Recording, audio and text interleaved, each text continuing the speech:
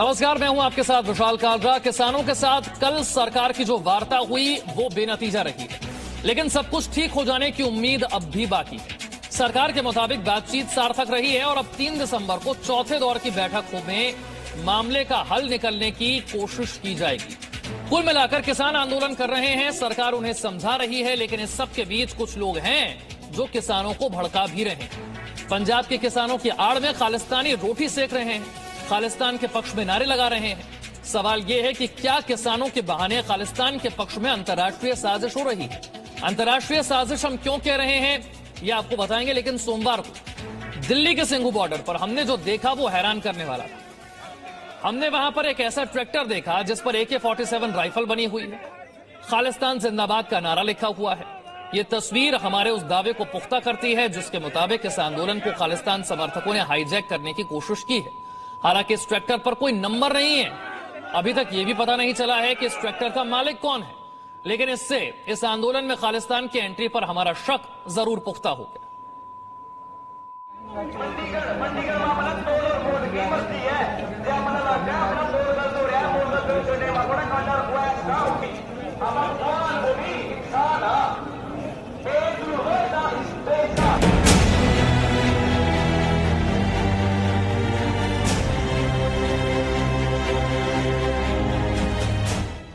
Police की barricading के ठीक पीछे यह तस्वीर किसान आंदोलन में उस घुसपैठ की है जो सवालों के घेरे में है।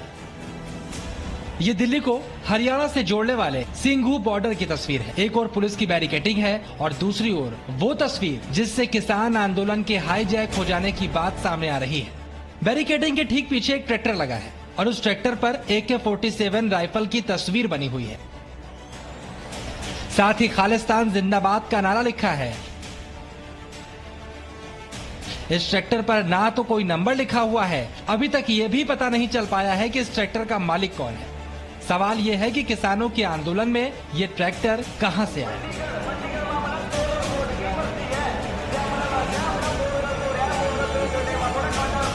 वो कौन लोग हैं जो किसानों की आड़ में खालिस्तान के एजेंडे को आगे बढ़ा रहे हैं?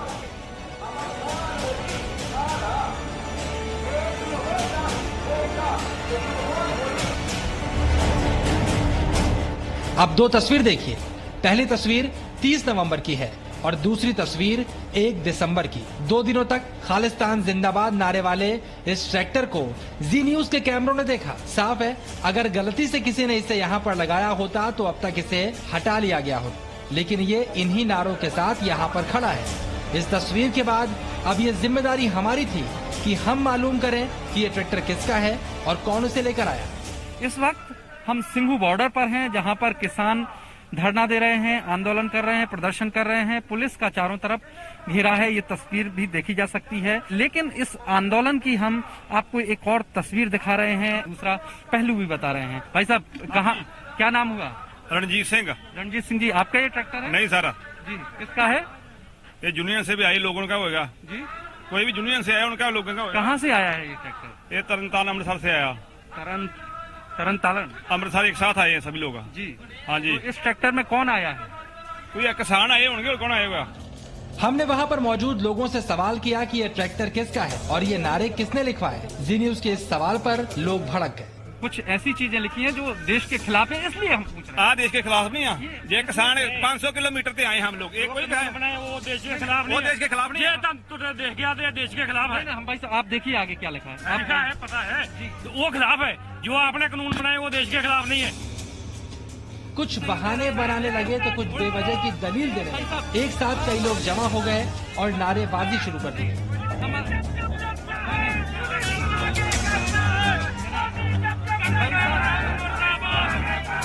हमारा सवाल सिर्फ इतना था कि किसानों के प्रदर्शन में खालिस्तान की एंट्री कौन कर रहा है। ये सवाल उन्हें बिल्कुल पसंद नहीं आया।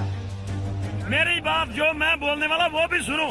खालिस्तान तो दिखाई दे दिया, जो 3 महीने से किसान रुड़ रहा है सड़कों पे, ट्रेनों पे, दिखाई दिया? आपको दिया? आपको दिखाई दिया? वो क्यों नहीं दिखाई देता आपको? किसान भूखा मारा है, भूखा, ये कोई नहीं देता। शायद यही वजह है कि यहाँ पर नारेबाजी शुरू हो गई। हमारे सवाल पर कुछ लोग उग्र हो गए। उन्होंने जी न्यूज के रिपोर्टर को घेर लिया, लेकिन उसी वक्त पुलिस ने जी न्यूज के रिपोर्टर को वहां से सुरक्षित हटा दिया। ऐसा नहीं है कि सिर्फ एक ट्रैक्टर पर खालिस्तान जिंदाबाद के नारे लिखे होने से हम किसी निष्कर्ष पर पहुंच गए।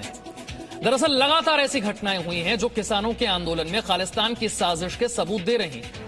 कैसे किसानों के खिलाफ अंतर्राष्ट्रीय साजिश हो रही है, कैसे उनके खिलाफ पूरा चक्रव्यूह रचा गया है, ये समझिए इस रिपोर्ट के जरिए।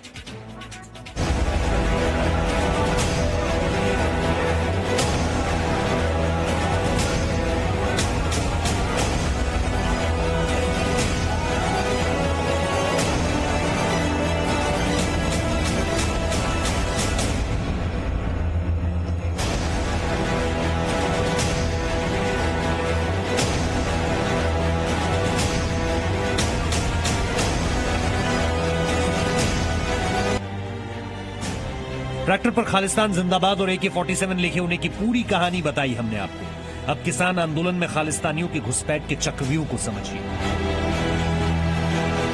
जहां किसान आंदोलन कर रहे हैं वहां एक ट्रैक्टर पर खालिस्तान जिंदाबाद का नारा लिखा मिलता है। दूसरी ओर कनाडा के प्रधानमंत्री जस्टिन ट्रूडो अचानक भारत के किसानों की बात करने लगते हैं। 7 समंदर पार इंग्लैंड के क्रिकेटर मॉन्टी पनेसर किसानों की बात करने लगते हैं। और तो और किसानों के आंदोलन में घुसकर एक व्यक्ति प्रधानमंत्री मोदी का इंदिरा गांधी वाला हश्र करने की धमकी देता है। ये उस पर भी कुछ हल रहा हुआ, फिर हम बैरिकेड तो क्या, हम तो इन पर वैसे ही उड़ा देंगे। ये हम जब उस पे हमारे जो शहीद हुए हैं, आप भी जानते हैं, उधम सिंह वर्गे कनाडा की धरती पे जाके उनको ठोक सकते हैं गोरे को। ये दिल्ली तो कुछ भी नहीं हमारे पास है। ये तो इतनी कहा है कि इंदिरा ठोक दी मोदी की शादी। सोचिए क्या ये भाषा किसान की है या खालिस्तान की? सोचिए क्या ऐसे लोग किसान हो सकते हैं जिनकी भाषा में देश की पूर्व प्रधानमंत्री इंदिरा गांधी की हत्या पर गर्व हो? कनाडा की धरती पे जाके उनको ठोक सकते हैं गोरे को। ये दिल्ली तो कुछ भी नहीं हमारे पास है। ये तो इतनी कहा है कि इंदिरा ठोक दी मोदी की शादी। इस खालिस्तानी भाषा के खिलाफ सरकार पहले ही अलर्ट हो चुकी है। खुद हरियाणा के मुख्यमंत्री मनोहर लाल ये मान चुके हैं किसान आंदोलन में घुसपैठ हो चुकी है। जिसके तार कहां कहां से जुड़े हैं इसका पता लगाना भी बाकी है।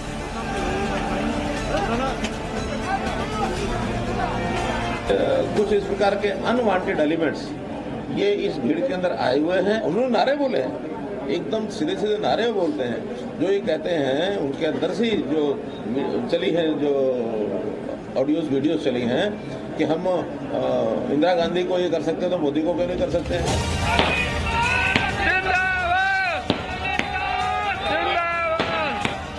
खालिस्तान जिंदाबाद के नारे कनाडा और ब्रिटेन से समर्थन इस बात के संकेत हैं कि किसानों का आंदोलन सिर्फ किसानों का नहीं रह गया है। अंतर्राष्ट्रीय स्तर पर इसे बढ़ा चढ़ाकर दिखाने की कोशिश है।